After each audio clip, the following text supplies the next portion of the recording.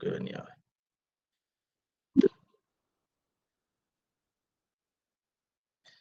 Para esa función necesita que toda la relación entre las piezas óseas de este miembro tengan unas angulaciones bastante marcadas. Y a su vez sirve de inserción este esqueleto a grandes masas musculares preparadas para extender esos ángulos articulares para la propulsión. Este concepto lo vamos a terminar de redondear cuando hablemos de miología del miembro pelviano, en donde ya vamos a ir viendo qué grupo de músculos extienden o flexionan alguna de las articulaciones. Por eso que para comprender esa situación y después entender miología, debemos manejar muy bien la parte de artrología. Bueno, el miembro pelviano en conjunto lo vamos a describir, al igual que en el miembro torácico, divididos en regiones. Cada pieza ósea que lo compone va a formar la base ósea de una región, y además una diferencia fundamental con el miembro torácico es que la primera pieza ósea que forma la cintura pélvica o el cinturón pelviano está relacionada directamente con el raquis a través de la articulación sacroiliaca, y es una relación que da la posibilidad de la propulsión y a su vez del sostén del raquis. Así que eso tienen que grabarlo, porque acuérdense que el miembro torácico no tenía relación directa con el raquis a través de una articulación entre dos piezas óseas. Cuando nosotros vamos a hablar de esa división del miembro pelviano, si ustedes recuerdan cuando hablábamos de esqueleto somático, lo dividíamos en esqueleto axial y apendicular, y a su vez al esqueleto apendicular lo estábamos dividiendo en una cintura basilar, que en este caso es la cintura pélvica, o como se le llama, zoonoesqueleto, que está constituida por tres huesos que se sueldan, formando una sola pieza ósea, que se llama hueso coxal. Inmediatamente ventral a este hueso coxal empieza la parte apendicular propiamente dicha, formada por el esqueleto que forma la base ósea del muslo, compuesto por el hueso fémur, y le podemos llamar a este esqueleto, se lo llama estilópodo. Luego vamos a tener el esqueleto de la pierna, que va a estar formado por dos huesos, tibia y fíbula. También van a encontrar que fíbula se puede nombrar como peroné, pero la nómina lo pone como fíbula, la nómina anatómica. A este segmento también lo podemos llamar zeugópodo. Y después, al igual que en el miembro torácico, vamos a tener la región del pie, en donde van a intervenir el tarso, el metatarso y el dedo, en el equino que tiene un solo dedo. En las otras especies vamos a decir tarso, metatarsos y dedos. Al pie en conjunto lo podemos llamar autópodo, y al tarso basípodo, metápodo al metatarso y acrópodo a los dedos. Eso es una relación que se da en base a la función que tiene cada una de las partes. Y tenemos que agregar un hueso más que aparece relacionado con el fémur y la tibia, que es un hueso sesamoide que lo denominamos patela o rótula. además de los otros huesos sesamoides que encontramos en los dedos, los sesamoides proximal y distal. Pero en el miembro torácico, no teníamos un tercer hueso sesamoide como la patela. Bueno, entonces, decíamos que la cintura pélvica la íbamos a tener conformada por tres huesos que son constantes en todas las especies que estudiamos y que en un primer momento se unen y terminan formando un hueso que se llama hueso coxal. Estos tres huesos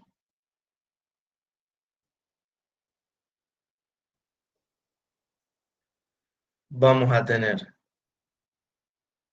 el más craneal y dorsal, que es el ilion.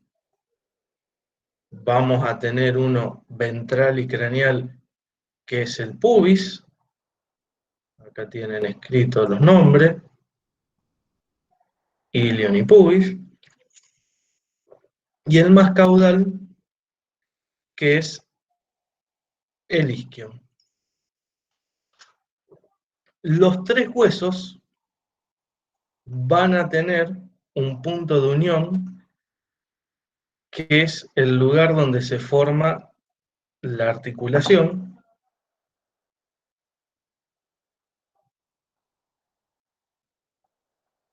que a esto se le llama acetábulo. Después lo vamos a ver en detalle.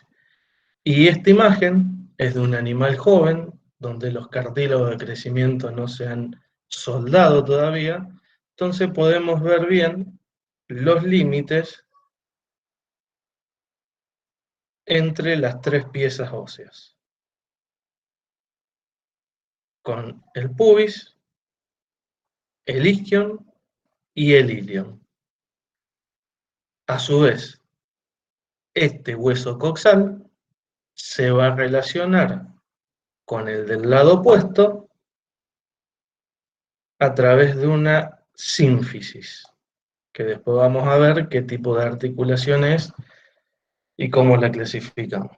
Entonces, cuando vamos a describir ya sea ilion, isquion o pubis, vamos a hablar de que son huesos pares, porque están al lado del plano medio, y cuando hablamos del hueso coxal, vamos a hablar que es un hueso par también, y que está unido al lado opuesto a través de una sínfisis.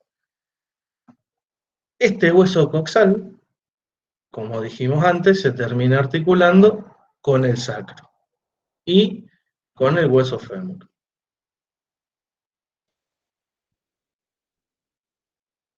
Para hacer la descripción del hueso coxal y poder seguir ordenadamente el método descriptivo, vamos a ir describiendo hueso por hueso que lo componen, más allá de que estén unidos y soldados.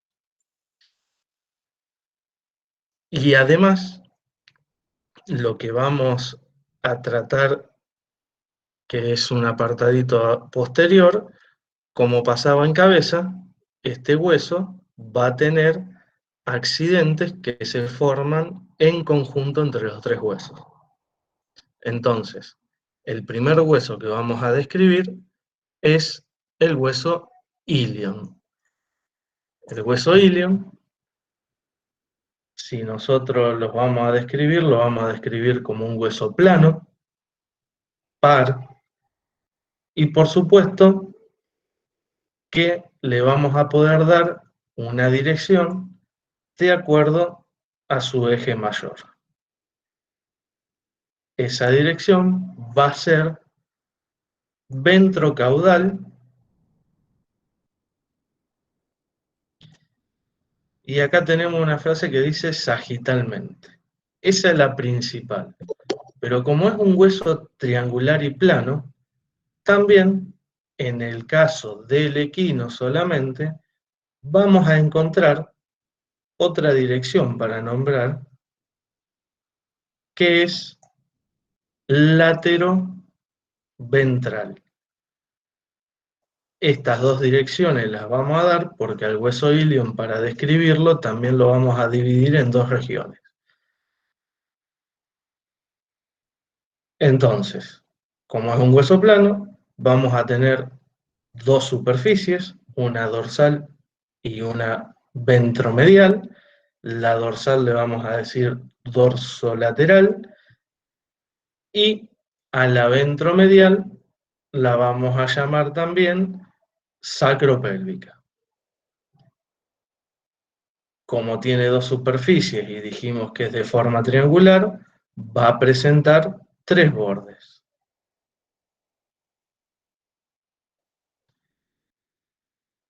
Un borde craneal,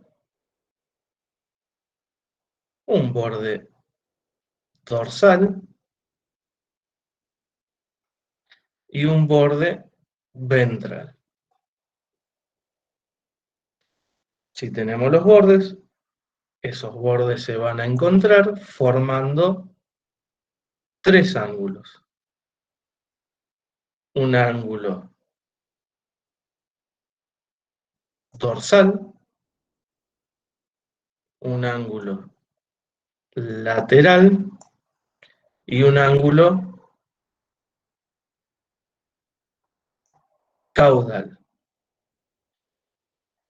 A este ángulo que yo le dije dorsal también lo pueden llamar medial. Después vamos a ver por qué. Cuando le decimos que lo dividimos en dos partes para hacer una descripción un poco más ordenada, vamos a tomar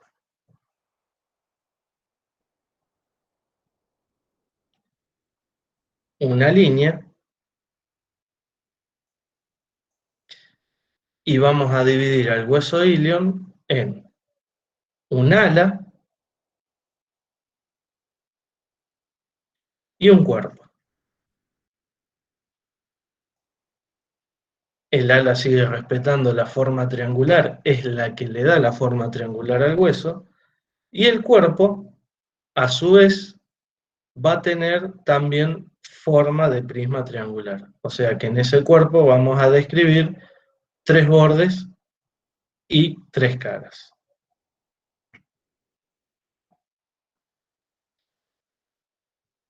Cuando nosotros hablamos de las superficies que íbamos a describir en este hueso, vamos a hablar de la superficie glútea o lateral o látero-dorsal, y esta superficie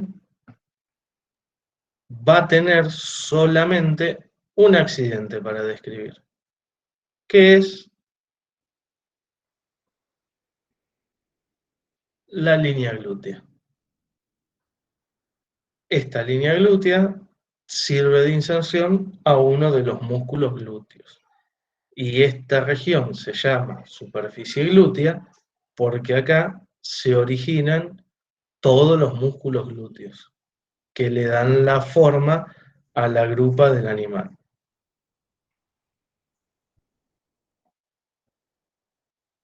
La otra superficie que vamos a describir es la superficie medial o la superficie sacropélvica, que es la que estaría orientada hacia lo que vamos a llamar después cavidad pelviana. En esta superficie vamos a identificar una línea que corre por el ala y también por parte del cuerpo del ilion, y esta línea la vamos a llamar línea arqueada. Esa reténganla porque después la vamos a ver como un límite importante de la cavidad pelviana. Esa línea arqueada va a tener interpuesto un tubérculo, que es el tubérculo para el músculo psoas menor.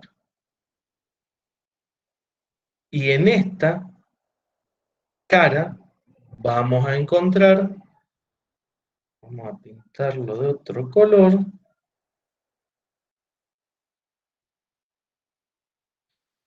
vamos a encontrar una superficie rugosa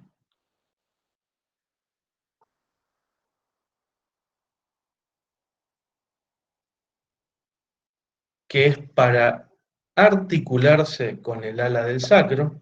Si ustedes se acuerdan del sacro, cuando hablábamos del ala teníamos una superficie articular para el hueso ilion y arriba de esa superficie articular un tubérculo.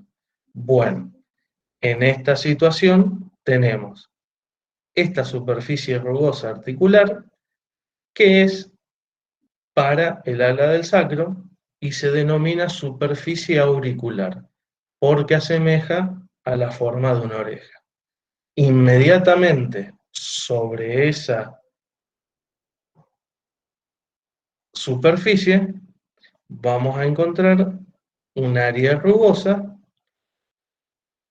que la vamos a denominar tuberosidad ilíaca.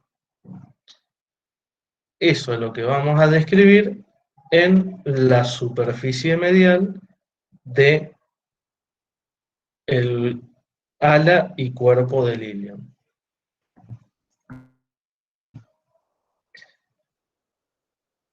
Yo les decía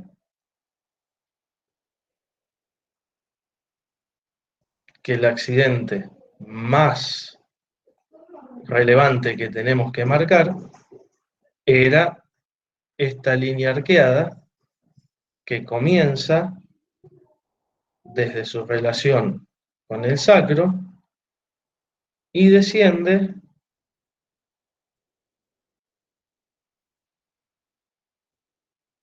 hasta el hueso pubis, y que en el medio tenía interpuesto el tubérculo del músculo psoas menor. Y también, ¿se acuerdan que le dije que el cuerpo del ilion tenía forma triangular? Esta línea estaría en ese borde ventral del cuerpo. En el cuerpo vamos a identificar también, que no está anotado acá, o capaz que está en la otra transparencia, vamos a identificar surcos vasculares. Estos surcos vasculares son importantes que nosotros nos acordemos que están, porque en ese lugar pasan los vasos más importantes que van a irrigar al miembro pelviano. Y en el ala también vamos a encontrar algunas improntas vasculares. Esas improntas vasculares, ténganlas presentes, porque cuando nosotros tenemos que dar una referencia, cuando hablemos de angiología, a qué nivel se divide tal o cual arteria, si nosotros nos acordamos de las improntas vasculares, por acá pasan los grandes troncos del miembro pelviano.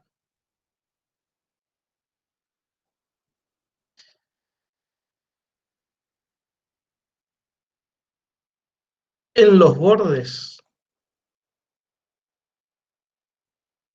vamos a delimitar un borde craneal, que es fino y afilado, entonces a ese borde craneal se lo llama cresta ilíaca. Vamos a tener los otros dos bordes que no van a presentar accidentes manifiestos, que son el borde dorsal y el borde ventral. En el borde ventral vamos a ver el foramen nutricio. Y el borde dorsal, vamos a tener una pérdida de sustancia, si consideramos que este borde tenía esta dirección, vamos a tener esta pérdida de sustancia en el borde, la cual se va a denominar incisura isquiática mayor.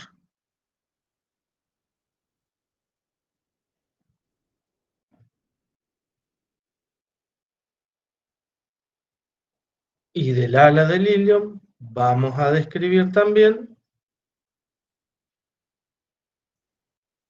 sus ángulos. El ángulo que nosotros vamos a tener y vamos a tomar hasta de referencia en el animal vivo es el ángulo lateral. Este ángulo lateral es muy importante porque aquí se insertan y se originan varios músculos. Y también, por una cuestión de comparada, a este ángulo lo vamos a denominar espina, por más que sea tuberoso en el equino y en el bovino. Entonces le vamos a llamar a este ángulo espina ilíaca ventrocraneal. Y el nombre más común es tuberosidad coxal. Pero ustedes acuérdense que también lo vamos a llamar espina ilíaca ventrocraneal. El otro ángulo, el ángulo que yo le decía que lo denominamos caudal o dorsal, va a tener una tuberosidad y a su vez lo vamos a denominar espina ilíaca dorso craneal con su tuberosidad o tubérculo sacro que se llama, y a este esquema, que aquí está marcado más abajo, le vamos a agregar, no, este no se nota,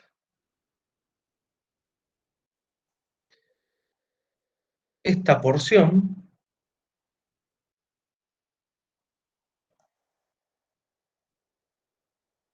que sería la espina ilíaca dorso caudal.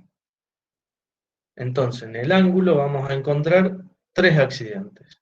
Si lo denominamos como tuberosidad sacra por su tuberosidad, vamos a nombrar la espina ilíaca dorsocraneal y la espina ilíaca dorsocaudal. Y el ángulo ventral o articular que va a formar parte del acetábulo va a tener en su cara craneal dos fosas, una lateral y otra medial, que son para la inserción del músculo recto femoral.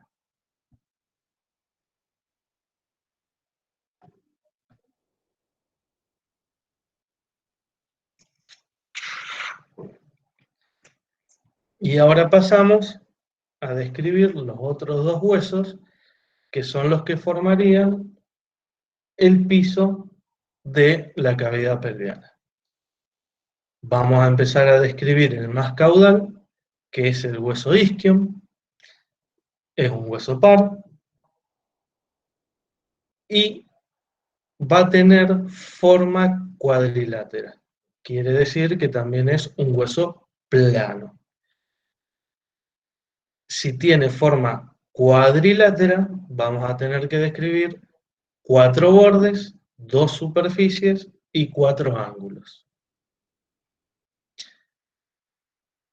Y A ver si lo podemos dibujar para que se entienda.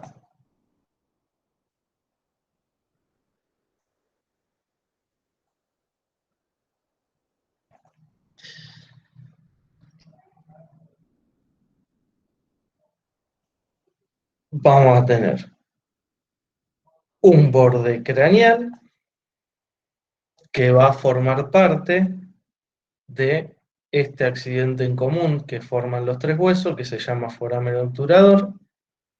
Va a tener un borde medial, que es el que se une en sínfisis con el isquion del lado opuesto.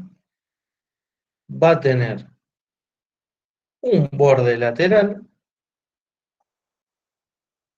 va a tener un borde caudal, y esos bordes nos van a determinar los ángulos. Dos ángulos craneales y dos ángulos caudales. Entonces, si vamos a tener un ángulo craneal, lo vamos a dividir a esos dos ángulos en uno medial, un ángulo medial y un ángulo lateral. El medial va a ser o se va a llamar rama del isquion, que se va a unir al pubis. Y el lateral, como va a formar parte del acetábulo, esta superficie articular, se lo denomina cuerpo, como era en el caso del íleon.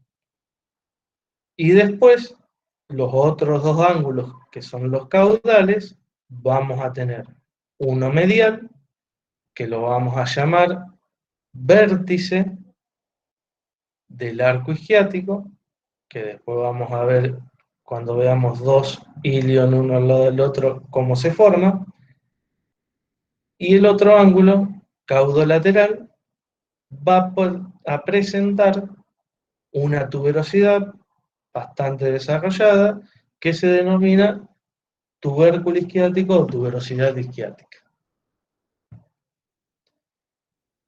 Cuando nosotros vemos a los dos huesos isquios unidos por su sínfisis, vamos a notar que los bordes caudales de los dos huesos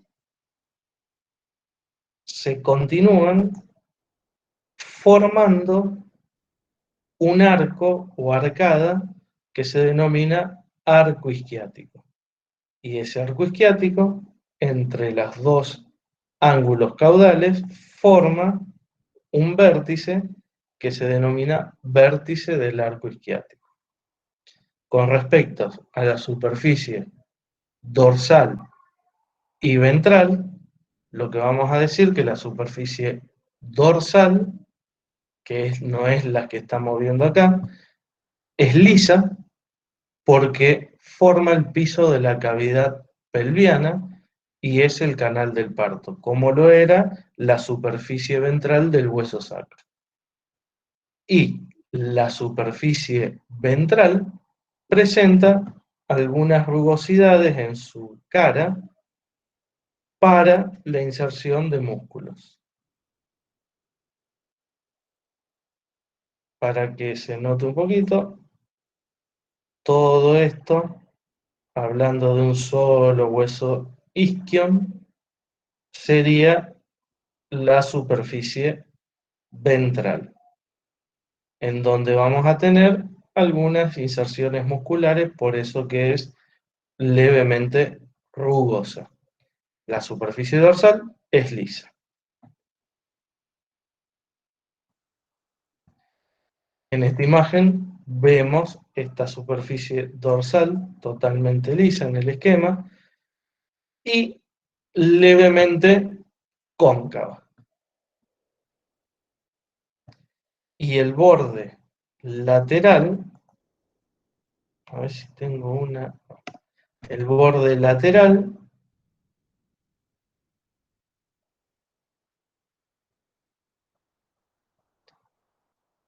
que sería este acá, nos va a formar otra incisura que se denomina incisura ciática menor. Esta era la menor, y la que formaba el ilion, que es esta acá, es la mayor.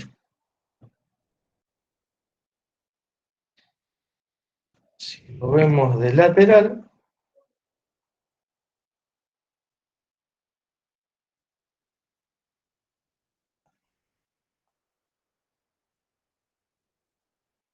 teníamos la incisura ciática mayor del cuerpo del ilion y la incisura ciática menor que la forma el isquio.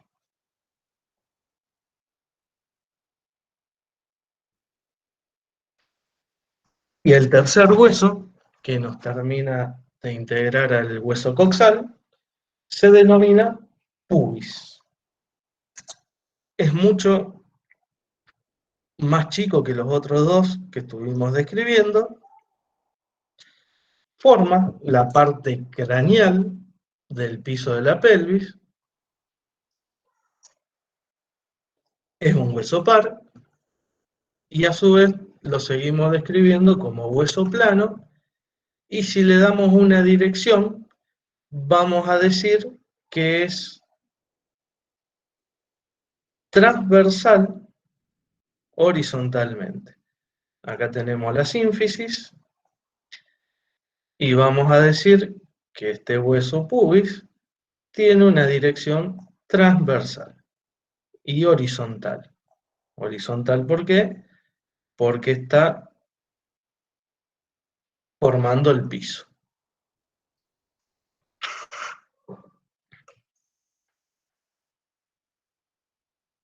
Dijimos que era un hueso plano, y a su vez vamos a decir que es un hueso plano triangular. Entonces va a tener dos superficies, una dorsal y otra ventral, y va a tener tres bordes y tres ángulos. Dentro de esos bordes vamos a tener al que, o sea, más que borde, ángulo, al que integra el acetábulo,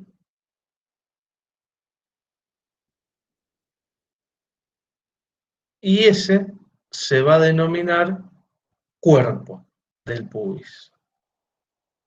Y después, al isquion, ¿se acuerdan que nosotros le habíamos dicho que el ángulo medial formaba la rama del isquion?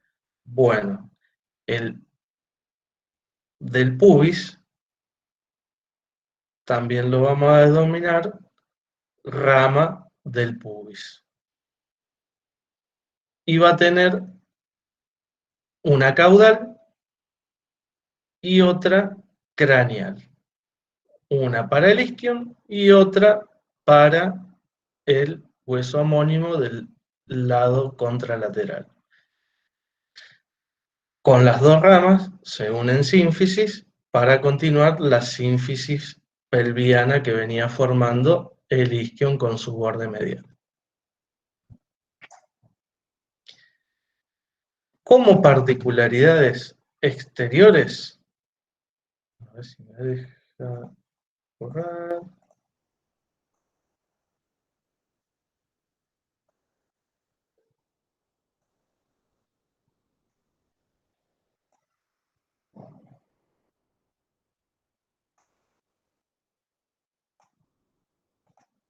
Como particularidades exteriores, vamos a nombrar en la superficie ventral del hueso y entre los dos huesos pubis, vamos a tener un tubérculo que es el tubérculo púbico ventral. Y desde ese tubérculo hacia el acetábulo vamos a tener un surco y por ese surco va a pasar un ligamento que se llama ligamento accesorio del fémur. Ese ligamento accesorio lo presenta solamente el equino. Entonces el surco va a estar presente solamente en los equinos. Y en el borde craneal del pubis, a ver si lo puedo colorear completo a todo el borde, con el naranja, el borde, acá estoy marcando el borde de los dos huesos pubis.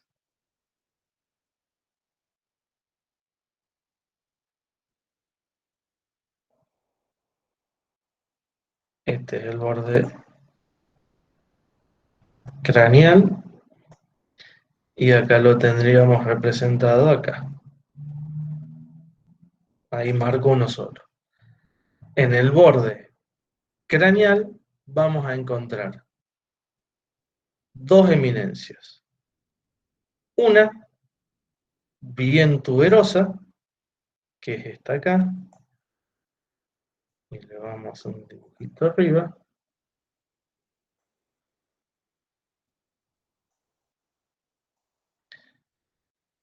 Una bien tuberosa, que se denomina pecten del pubis, y la otra que se dirige hacia lateral y dorsal, que sería esta acá, que se denomina eminencia iliopúbica. ¿Por qué? Porque se continúa hacia el hueso ilion, al cuerpo, entre medio de lo que llamábamos que iba a formar la línea arqueada. Esa eminencia iliopectínea se continúa con la línea arqueada del cuerpo del ilio. Y el borde caudal, que sería todo este borde, va a integrar parte del foramen obturador, o sea, el borde caudal del hueso pubis va a formar la parte craneal del foramen obturador. Después lo vamos a mirar nuevamente. El borde medial se va a unir en sínfisis con el del lado opuesto. El ángulo medial va a ser lo mismo. El ángulo lateral habíamos dicho que era el cuerpo, que formaba parte del acetábulo, y el ángulo caudal lo vamos a llamar rama sinficiaria o rama isquiática porque se articula o se une con la rama isquiática del ángulo cráneo medial del isquio.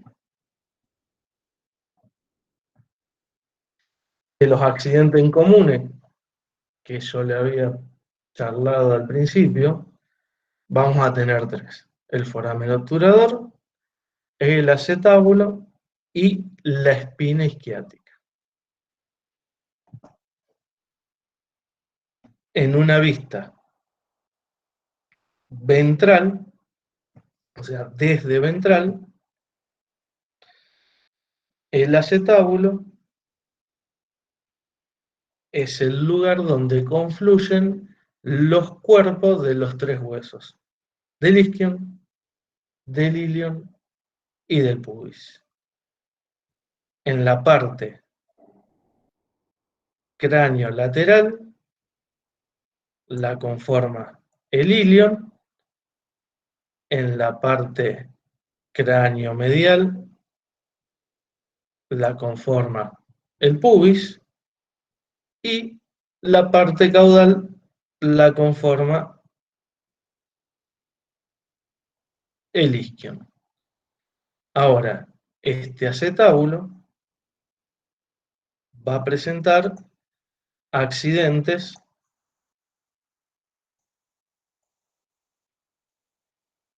propios que hacen a la clasificación después de la articulación coxal. La superficie articular que presenta,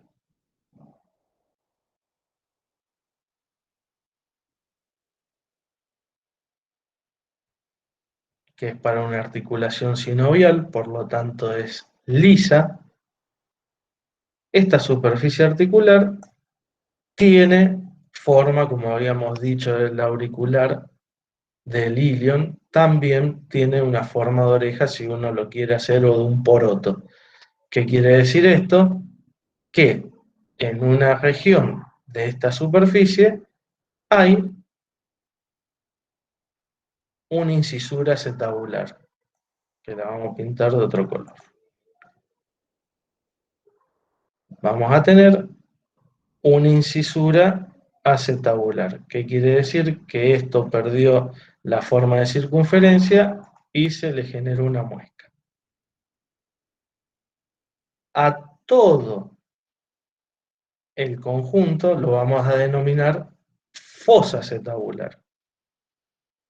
Y si le queremos dar un nombre específico a la cara articular, le vamos a decir cara lunata porque tiene forma de media luna. Y en el fondo de esta incisura vamos a encontrar lo que se denomina una fosa acetabular, que es para un ligamento que viene del hueso fémur. Y desde esta fosa acetabular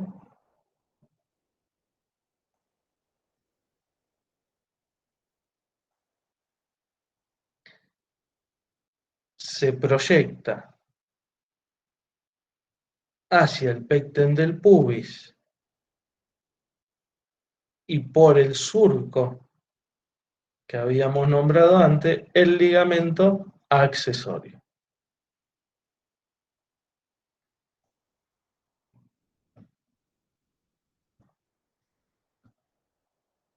El otro accidente en común que estuvimos nombrando anteriormente es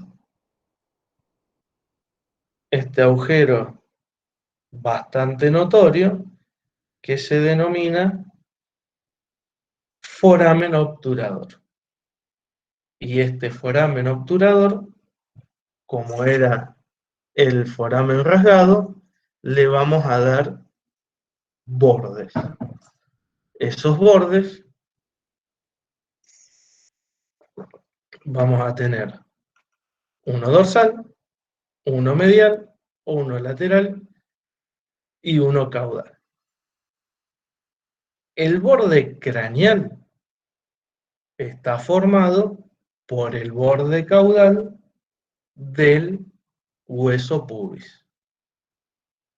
El borde caudal del foramen está formado por el borde craneal del hueso isquio.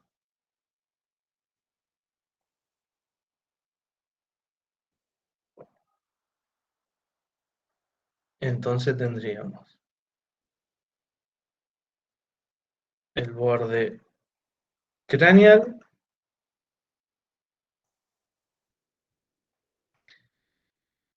el borde caudal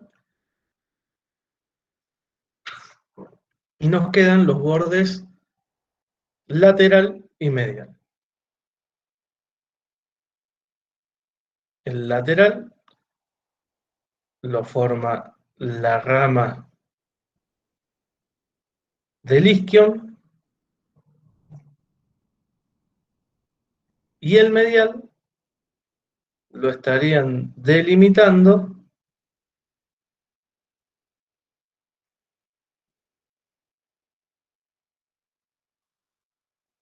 la rama del pubis y la rama del isquion. Ah, discúlpeme, el lateral es el cuerpo del isquion y el medial parte lo forma la rama del pubis y parte lo forma la rama del isquion. Y en una vista lateral vamos a ver el tercer accidente en común, que era la espina ciática. Esta espina ciática se forma en la unión de el cuerpo del isquion y el cuerpo del ilion. Y nos interrumpe y nos forma las dos escotaduras que veíamos independientemente en los otros huesos. La escotadura ciática menor y la escotadura ciática mayor. Las dos escotaduras están interrumpidas por la espina ciática.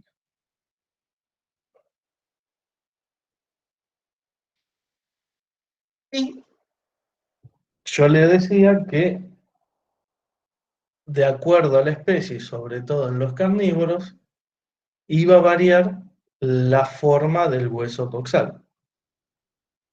¿Cuál es una de las variaciones más relevantes con respecto al canino? Y yo les decía que la dirección esa transversal que nombramos en el ala del ilion era solamente para el equino y el bovino y no para los carnívoros. ¿Por qué? En esa vista lateral no se nota mucho, pero en estas vistas, tanto sea de craneal o de caudal, el ala del ilion se puso prácticamente vertical. Al ponerse vertical, nos cambian algunos nombres de los accidentes que teníamos en el ilion del equino. No vamos a hablar más bien detalladamente de los ángulos, sino que vamos a hablar directamente de espinas. ¿Qué vamos a tener? Lo que hablábamos antes en el borde craneal del ilion, que era la cresta ilíaca, acá se sigue llamando igual, y después ya vamos a pasar a hablar directamente de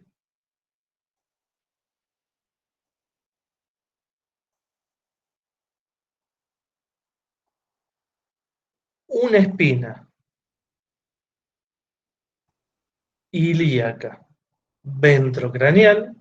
Por eso con el tubérculo coxal yo le dije que tendremos de memorizar ese nombre, espina ilíaca ventrocraneal, y vamos a tener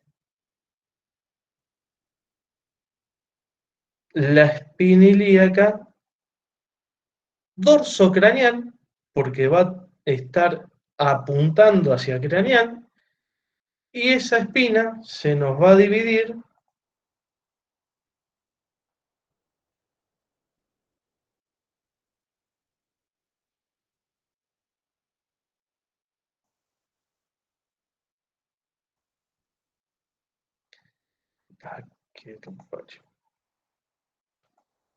se nos va a dividir en otra espina que la vamos a denominar dorso caudal. Quiere decir que este ala no va a tener más tuberosidades, sino que va a tener una cresta y, de acuerdo a la literatura que vean, 4 espinas. A esto también se lo puede denominar espina. Vamos a tener 2 espinas craneales, una va a ser la dorsocraneal y la otra la ventrocraneal, y 2 espinas caudales que van a ser la espina dorsocaudal y la ventrocaudal. Y a su vez, el resto de los accidentes van a corresponderse con los del equino. Va a cambiar en el isquion, que no vamos a tener una tuberosidad muy manifiesta, sino que va a ser de menor tamaño. El resto se sigue comportando de la misma forma que en el equino.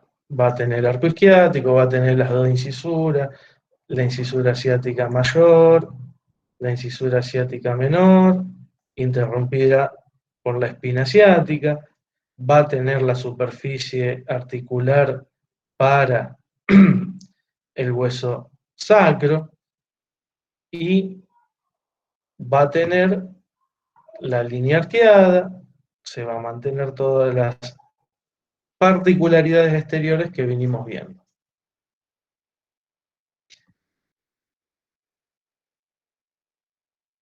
El arco isquiático está presente, la tuberosidad isquiática está presente, el foramen obturador está presente.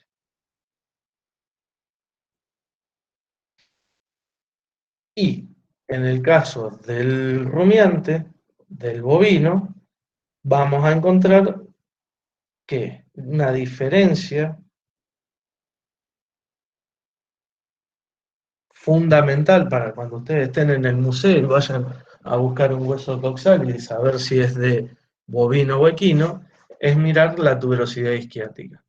La tuberosidad isquiática en el bovino está dividida y parece tener tres cúspides.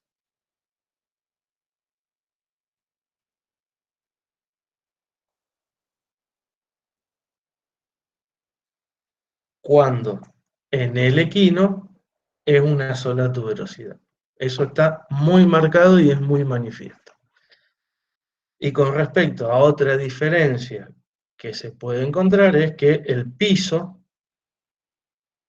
de esta cavidad o de la unión entre el ilion y el isquion y el pubis es mucho más cóncavo, es más profundo. Y el foramen obturador, comparativamente con el del equino, es más grande. Y no tiene esa falta de sustancia en el arco isquiático que denominábamos vértice del isquio. Acá no está esa como incisura que había entre la unión de los dos bordes caudales del isquio.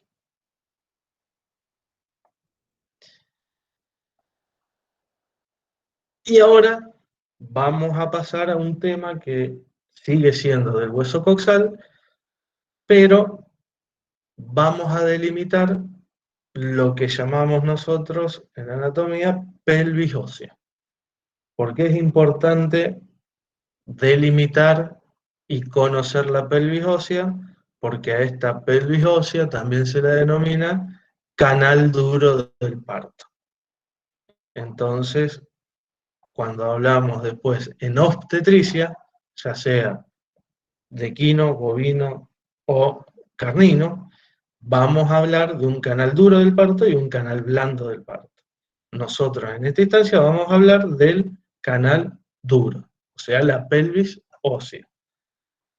Para describir en conjunto a esta estructura, vamos a decir que tiene una superficie externa o exopelviana, o sea que está por fuera de la cavidad pelviana, y vamos a describir, para ordenarnos, que va a tener un plano dorsal, un plano ventral y dos planos laterales. Al plano dorsal lo van a constituir el hueso sacro, las primeras vértebras coxígeas, que acá no las tenemos dibujadas, pero estaríamos hablando de las primeras tres vértebras coxígeas, y en algunos lugares pueden encontrar la última vértebra lumbar, pero quedémonos con el sacro y las tres primeras vértebras coxígeas. El plano ventral va a estar formado por la tabla del isquion y el pubis. Y a su vez vamos a incluir la articulación que unía los dos huesos coxales, que es la sínfisis pelviana. Y el plano lateral va a estar formado, hablando de hueso, por el ala y el cuerpo del ilion y la parte lateral del sacro, que nosotros sabemos que eso se llamaba cresta sacra lateral. Eso va a delimitar a esta superficie externa. Y por supuesto que si tenemos una superficie externa, vamos a tener una interna, que es lo que se denomina cavidad pelviana. Esta cavidad pelviana tiene como función contener a una serie de órganos, ya sean del aparato digestivo como de los aparatos reproductores femenino y masculino. Del aparato digestivo contiene el recto y de los aparatos reproductores va a tener vagina, parte del cuerpo y cuello del útero en la hembra, y en el macho va a tener las glándulas seminales y parte del pene. Eso es lo que contiene la cavidad. Recuerden que cuando nosotros hablamos de cavidad, va a tener un contenido. Cuando hablábamos de cavidad torácica, protegía y contenía a el corazón y los pulmones. En este caso, contiene a los órganos reproductores principalmente y al recto del aparato digestivo.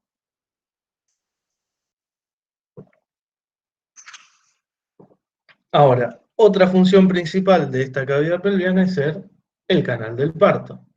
Para eso tiene que ser lisa, sin anfractuosidades. Entonces, vamos a decir que tiene un techo, y ese techo va a ser la superficie ventral del sacro. Que cuando estudiamos el sacro, recuerdan que habíamos dicho que tanto sea la parte de las alas del sacro ventralmente como el resto era liso, y lo único que íbamos a identificar eran los forámenes subsacros y las líneas transversas. Bueno, ese es el techo de la cavidad pelviana. Y recuerdan que habíamos hablado de un accidente que no se formaba solamente por el sacro, sino que se formaba por el sacro y la última vértebra lumbar, que era el promontorio del sacro, que se estaría formando en esta saliencia en conjunto con la saliencia de la última vértebra lumbar.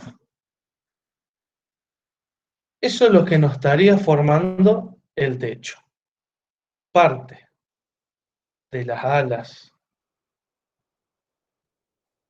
del sacro y porción también de las alas del ilion. Por supuesto, toda la superficie ventral del sacro y la de las primeras tres vértebras coxígeas. Ahora, si vamos a hablar de la porción ventral o el piso de la pelvis, al igual que de la parte externa, de la parte interna está compuesta por la superficie endopelviana o pelviana de los huesos pubis e isquio. Y las paredes laterales las vamos a tener recubiertas o formadas por parte de la ala del ilion, y vamos a tener una serie de ligamentos, que los vamos a ver en un ratito, que forman o cierran esta superficie lateral. Este ligamento se llama ligamento sacroespinotuberoso. Después, eso cierra la pared lateral de la cavidad pelviana. El borde caudal de este ligamento, junto con la arcada isquiática y el borde caudal del ligamento del lado opuesto y el vértice del sacro, con la primera coxigia nos estaría formando la abertura caudal de la pelvis. Y si tenemos una abertura caudal, vamos a tener una abertura craneal. Y vamos a retomar una serie de accidentes que fuimos marcando en los huesos individuales. Para delimitar esta abertura, que es muy importante desde el punto de vista de la obstetricia, vamos a tener lo que se denomina línea terminal. Esta línea terminal va a empezar casi desde el promontorio, por debajo del ala del sacro, y va a empezar a incorporar este accidente que habíamos nombrado en el ala y cuerpo del ilion, que era la línea arcuada o arqueada,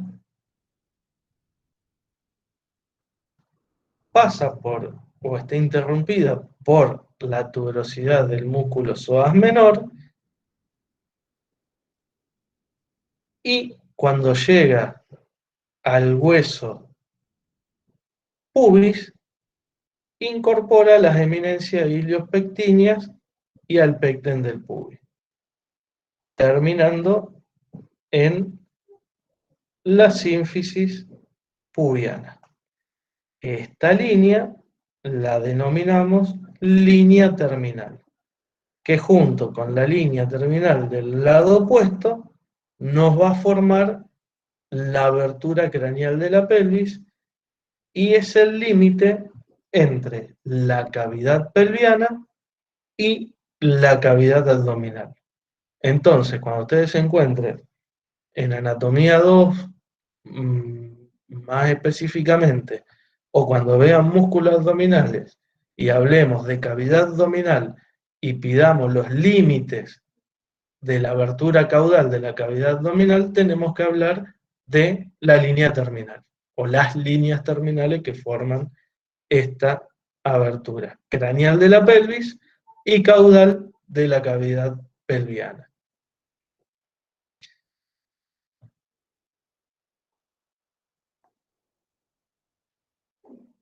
La abertura caudal ya la habíamos descrito antes. Y teniendo estos conceptos, vamos a poder trazar una serie de líneas imaginarias que ustedes en este momento pensarán, ¿para qué me sirve? ¿Para qué me voy a romper el coco? Pero después, estas líneas imaginarias, cuando nosotros trabajamos en selección, sobre todo en reproductores o en vacas productoras de leche, vamos a tener que mirar el grado de inclinación de la pelvis, porque eso nos va a dar, si es una vaca lechera, el grado de inclinación de la pelvis nos va a dar una buena predisposición o una facilidad de parto, y además cómo se va a sujetar la máquina que produce la leche, que es la ubre. La ubre, en definitiva, va a tener mayor o mejor inserción y desarrollo de acuerdo a esta inclinación de la pelvis o al ancho de la pelvis que tenga la vaca. Entonces, para determinar esos parámetros, vamos a hablar de una serie de diámetros y eje de la pelvis.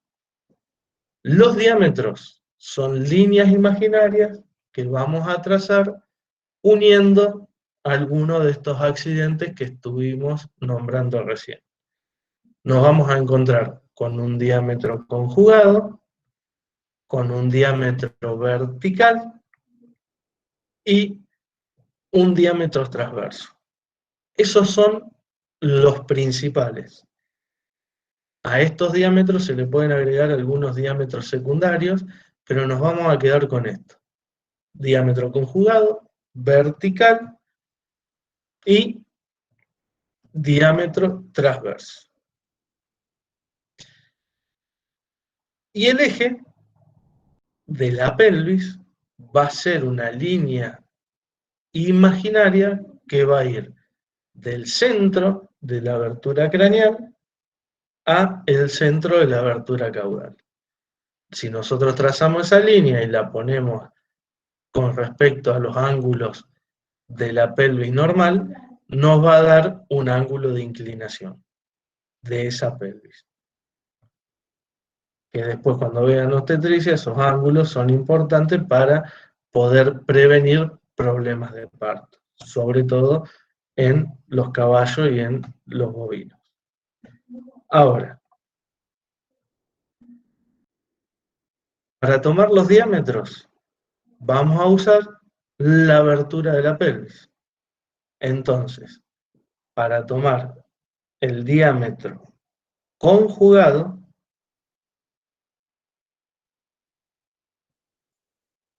vamos a trazar una línea imaginaria que partiría del promontorio del sacro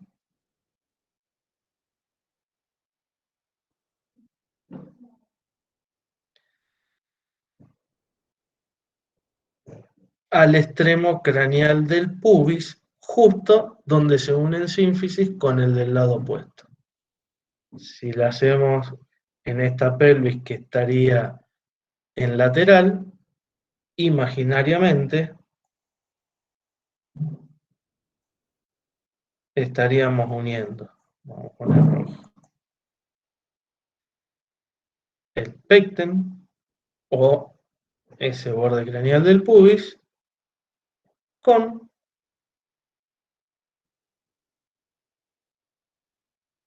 el promontorio del sacro que estaría en esta altura. Y después tendríamos el diámetro transversal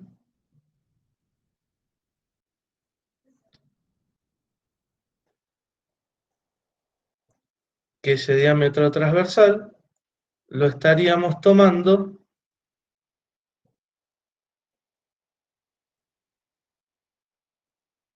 entre las dos tuberosidades de los músculos psoas menor. Quiere decir que en esta imagen lo podríamos estar tomando aquí.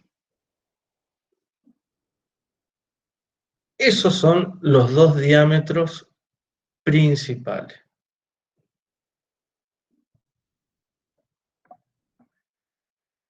Y el diámetro vertical va a ser una línea que va a caer desde el extremo craneal de la sínfisis pelviana a el techo de la cavidad pelviana.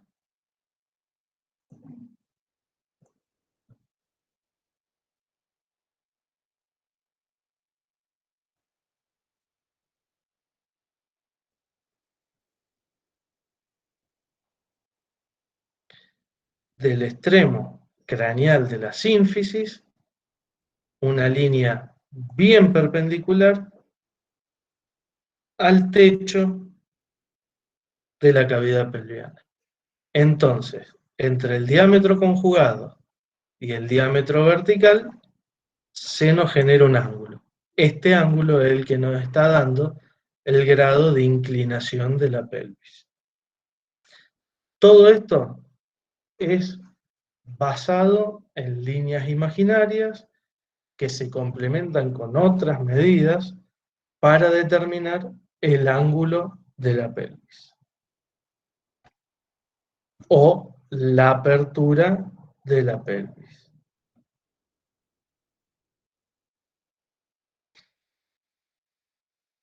Y ya que estamos y tenemos un poco de tiempo, vamos a aprovechar para hablar de dos articulaciones, una que es la que une a los dos huesos coxales entre sí, y la otra que es la que une al hueso ilion o coxal con el hueso sacro. La primera, que es la unión entre los dos huesos coxales, se denomina articulación intercoxal. Esta articulación intercoxal es una articulación que se denomina articulación cartilaginosa permanente. Cartilaginosa permanente, ya si nosotros recordamos el método de descripción de artrología, nos estás diciendo que el medio de unión va a ser un cartílago o un fibrocartílago, y permanente nos está diciendo que no va a tender a osificarse. Ahora, es relativo entre los sexos. En los machos, esta articulación se puede osificar, pero en las hembras, esta articulación, sobre todo en las hembras que han o van a tener algún parto, esta es la articulación que permite que la abertura craneal de la pelvis se abra un poco para poder ayudar al pasaje del feto en el canal del parto. Entonces, en las hembras sí quedaría como cartilaginosa permanente. El medio de unión va a ser una lámina o una, digamos, más que lámina, un cojín le podemos llamar, de este tejido fibrocartilaginoso entre las dos caras articulares que van a ser las superficies sinficiarias del pubis y del isquio, que son superficies rugosas. Entonces, la lámina fibrocartilaginosa se inserta y se adhiere. Ahora, esta lámina sola no podría mantener a la articulación en su respectivo lugar, va a necesitar dos ligamentos. Un ligamento púbico craneal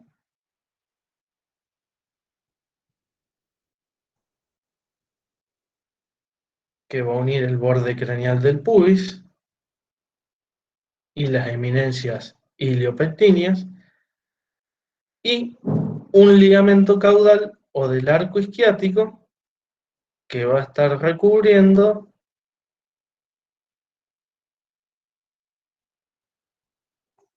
a los bordes caudales de la tabla del isquio.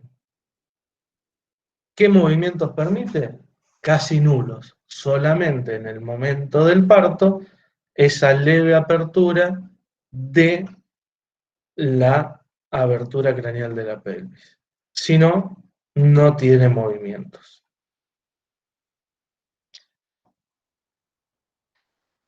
Y la otra articulación es la articulación sacroilíaca. Y acá, si nosotros veíamos y retomamos las superficies articulares, veíamos que la superficie auricular de la cara medial del ala del ilion era una superficie rugosa, y la superficie articular del ala del sacro también. Pero, por más que sean rugosas, tienen una cápsula articular que las bordea. Entonces, se clasifica como una articulación sinovial del tipo planiforme. Ahora, en esta cápsula articular, que rodea las dos superficies articulares, vamos a encontrar que su superficie externa y fibrosa va a estar engrosada formando unos ligamentos capsulares, que lo vamos a denominar ligamentos sacroiliacos ventrales. Y entre las caras articulares vamos a encontrar unas fibras de ligamentos interóseos. Y después sí vamos a encontrar bien desarrollado un ligamento sacroiliaco dorsal y el ligamento sacroespino tuberoso.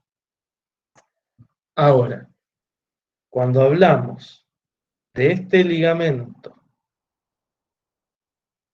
sacroiliaco dorsal,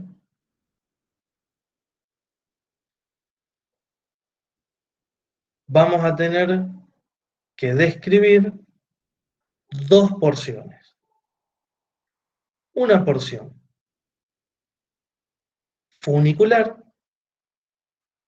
y una porción membranosa. Si ustedes se acuerdan, cuando clasificábamos los ligamentos en generalidades, decíamos que podían ser funiculares o acintados o planos y membranosos. Bueno, este ligamento tiene las dos porciones. La porción funicular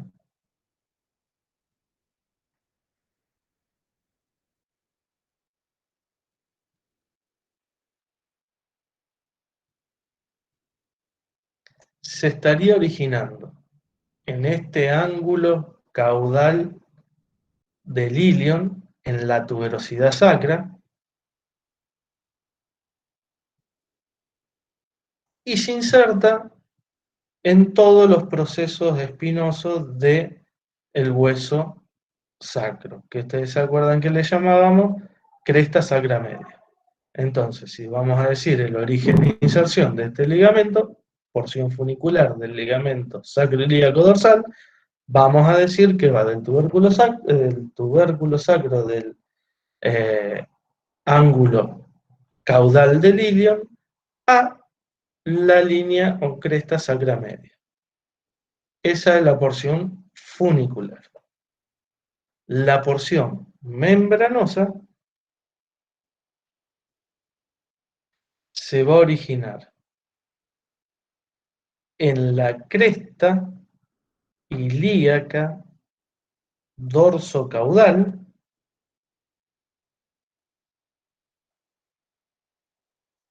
y se va a insertar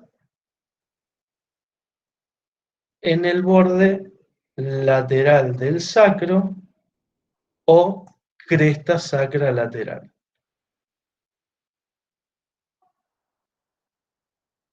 siendo membranoso o plano.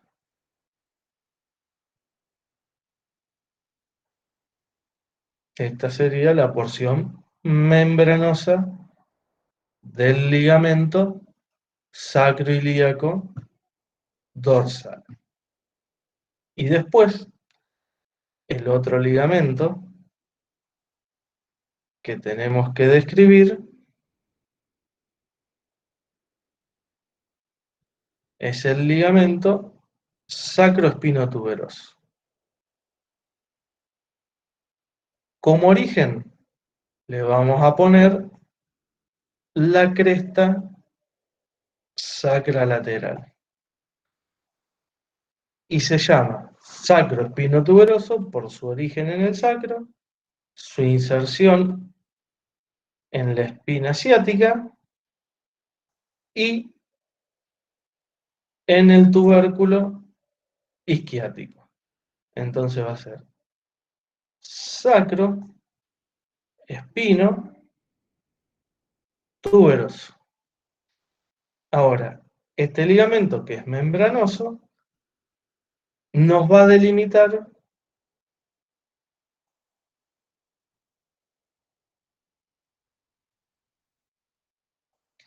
dos forámenes. un foramen ciático mayor y un foramen ciático menor. Estos forámenes son importantes que nos acordemos porque por acá pasan vasos y nervios y tendones de músculo. El foramen ciático mayor lo podemos describir que se constituye por la incisura ciática mayor y el borde libre del ligamento sacroespinotuberoso craneal. Y el foramen ciático menor lo constituiría la incisura ciática menor con el borde libre que queda en el ligamento sacroespinotuberoso más caudal.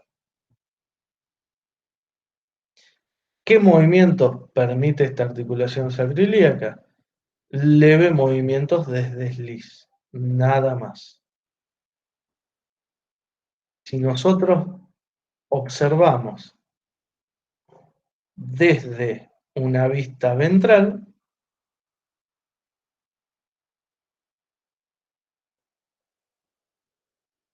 vamos a identificar todo esto que está bordeando las caras articulares, que es la cápsula articular con los ligamentos capsulares, y este sería el ligamento sacroilíaco ventral. Y después, en el espacio que queda entre el ala del sacro y el ala del ilion, se nos forma el ligamento interóseo, que también sigue siendo parte del engrosamiento de esta cápsula articular. Y acá yo lo dejé como para verlos. Ustedes se acuerdan que nosotros, uniendo a todos los cuerpos vertebrales por esa cresta ventral media, veníamos con un ligamento que decíamos que terminaba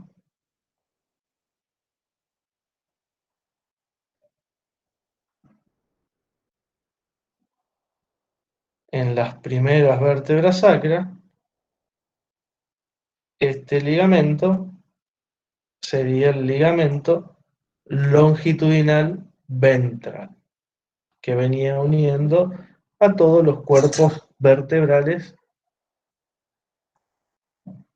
por su cresta ventral media.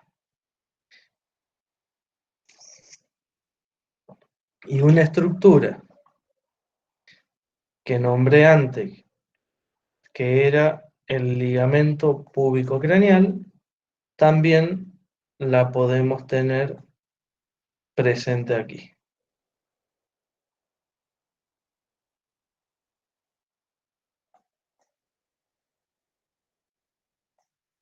Y por sobre este ligamento púbico craneal,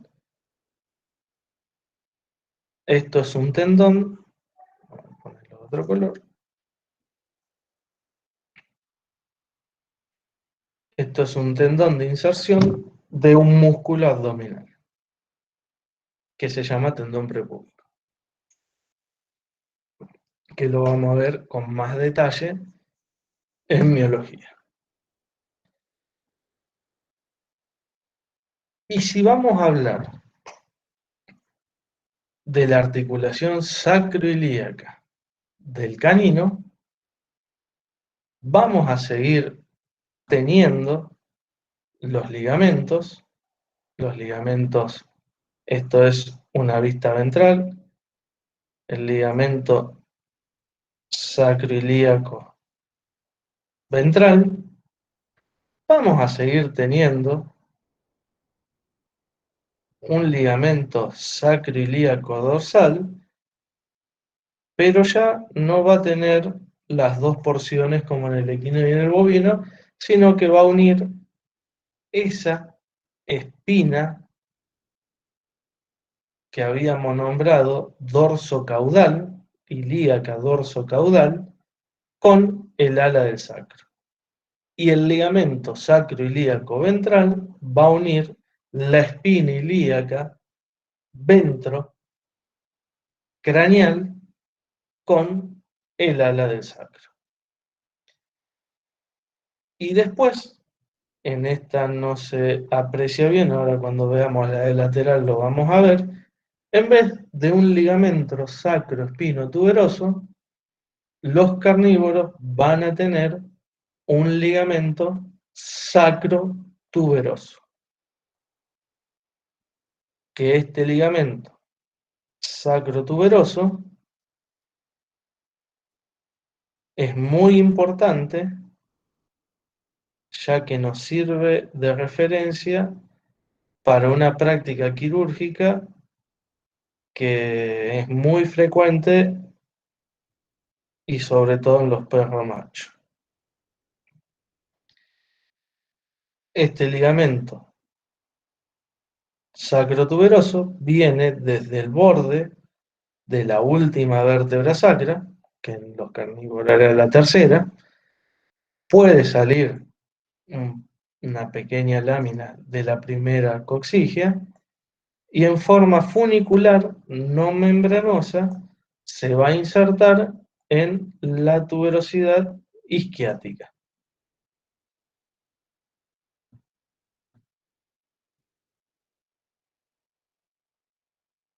Si vemos los dos ligamentos en forma comparada, vamos a ver que el ligamento del equino y del bovino era sacro, espino, tuberoso, y el de los carnívoros es sacro,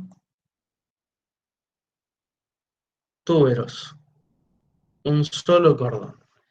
Este ligamento es palpable externamente, o sea, cuando nosotros queremos ver qué pasó en esa región perineal, si nosotros tocamos la base de la cola y tocamos la punta del isquion que se llama tuberosidad isquiática, si pasamos el dedo sin hacer mucha presión, vamos a tocar este ligamento. El que tenga el perro al lado lo puede hacer si quiere. Se palpa perfectamente ese ligamento sacro-tuberoso. Bueno, vamos a cortar aquí.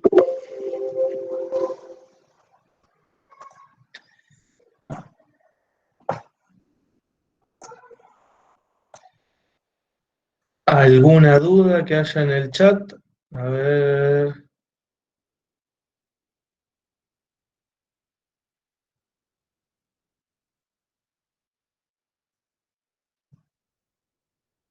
Valentina había preguntado si cara auricular es lo mismo que cara articular. Sí, la cara articular del ilion se denomina superficie auricular porque se parece a una oreja.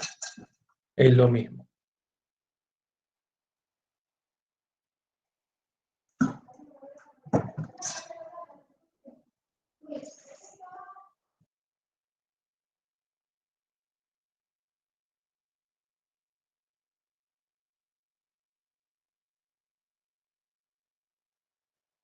¿Alguna otra duda o consulta?